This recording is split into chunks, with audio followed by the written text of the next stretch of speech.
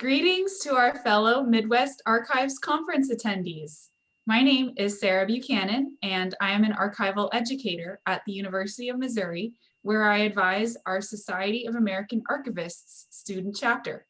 I'm here today with the president of our chapter, called SAMUSC, MLIS graduate student Shelby Catalano.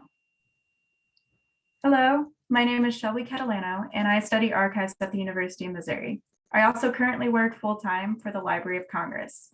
Dr. B and I will be talking now for about 5 minutes about our poster, which we are now going to screen share. So welcome to our poster session. We've titled it The Archive Speakeasy Approach to Broadening and Building Community. We are excited to be at our very first MAC meeting. And today we wanted to present in our poster the main approach we adopted during 2020 to hosting events and activities for our student chapter at the University of Missouri. Our student chapter is primarily about professional development. We host programs and events to engage graduate students in the archival profession and share information about the field. We met the challenges thrown our way both as an all-new group of officers and as the pandemic took hold of the world by availing ourselves of the new tools that were not around during the last pandemic. But first, why do we call it Speakeasy?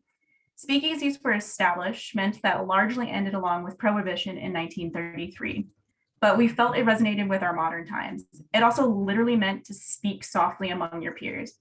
Pretty fitting for those goals that I just mentioned. And it has a forbidden or exclusivity element that draws people in. As most of us probably know, everything going virtual brings challenges when it comes to engagement.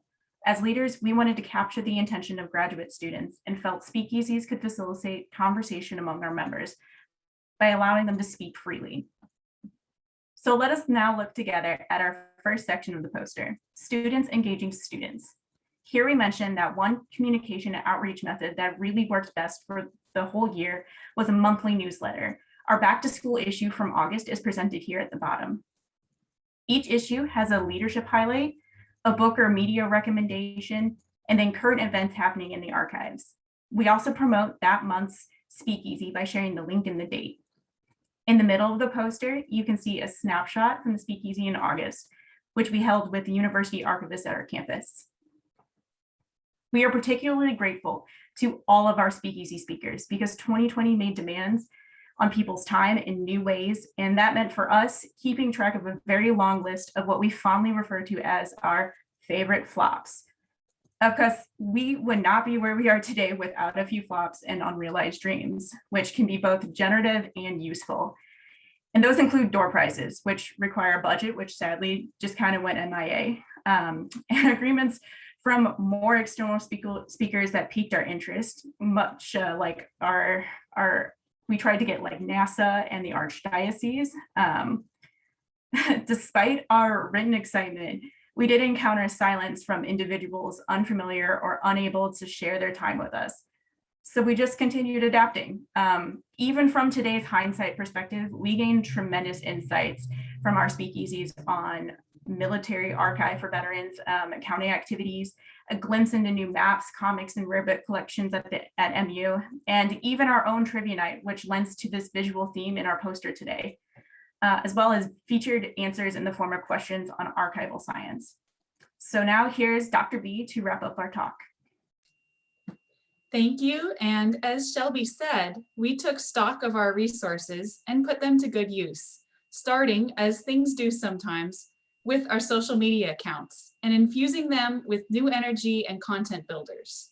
We experienced synergy across several platforms and with our archival studies coursework topics, reading and interacting with archive space, for example, and another time discussing the National Archives at Seattle and its Native American collections.